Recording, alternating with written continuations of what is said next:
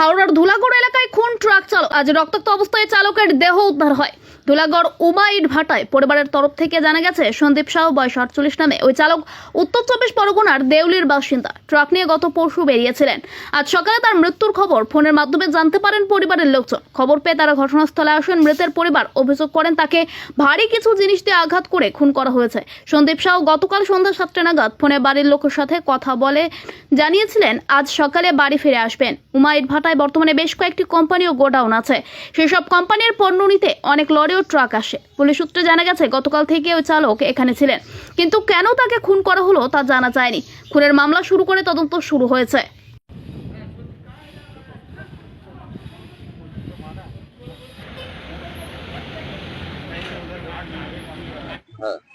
তো আমরা কিরকম ভাবে সেফটি থাকবো বলো? এই যে নিজেদের কোম্পানির মধ্যেই এরকম হচ্ছে যে দেখো না, রক্তই রক্ত দেখো।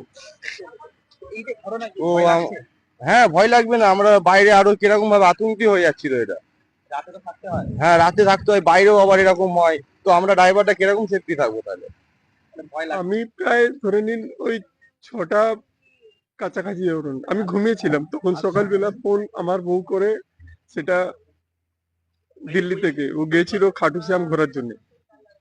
ও সকালবেলা ফোন করে কি এরকম ব্যাপার, তখন হট করে আমরা বিশ্বাস করতে পারিনি কি কোনো এরকম হবে। উনি বলেছেন কি হার্ট অ্যাটাক মতন বলেছে, কিন্তু এইখানে আসার পর এটা দেখছি নাকি এটা হার্ট অ্যাটাক। কেন হার্ট অ্যাটাক হলে কোনোদিন রক্তপাত হবে না, সামান্য মানুষ। কেন আমরা তো মার্কেটে দেখি কতজন হার্ট অ্যাটাক, কিন্তু এইখানে আসার পর দেখছি কি এইখান থেকে পুরো দাগ, মানে রাড দিয়ে মারা।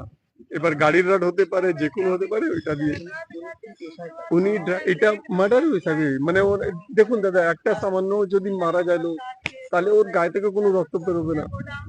হার্ট অ্যাটাক হলেও আমার মনে হয় না কি রক্ত বেরোবে না, কিন্তু এইখানে বডিতে রাডের দাগ, আবার সব থেকে এইখান থেকে কানের এখানে দাগ। সেটা পুলিশ দাদারা যেটা এসেছিলেন তারা ছবি তুলেছেন, ওনারা নিজের মুখ থেকেই বলছে কি না না এটা মার্ডার করার রয়েছে। না, গাড়ির মানে গাড়ি দাঁড় করিয়ে, যেটা আমরা দেখলাম গাড়ির পাশ থেকে একটা চটাই বিছায় উনি ঘুমিয়েছিলেন, এটাই দেখানো হচ্ছে। এবার তো সেই লোকটাকে ফিরে আনা যাবে না, বাট ওনার ফ্যামিলির জন্য যদি কিছু করা যায় এটাই আশা করি আপনাদের। হ্যাঁ, আর কি বলবো, তাদেরকে আরো সন্ধান করা, নিজের সুরক্ষার জন্য সব থেকে লাইবিলিটিটার দরকার। গভর্নমেন্টকে ডিমান্ড করা উচিত কি আমার লাইফের এইরকম যদি কিছু হয়, আরো কোনো টাইপের যদি হয়, তার ফ্যামিলিটা কি করে চলবে।